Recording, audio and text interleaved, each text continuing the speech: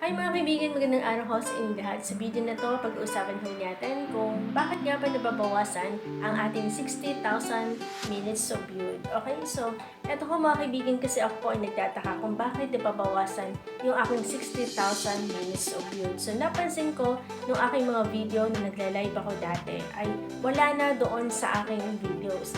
So hindi ko kasi nakita, basa-basa rin pag may time ano.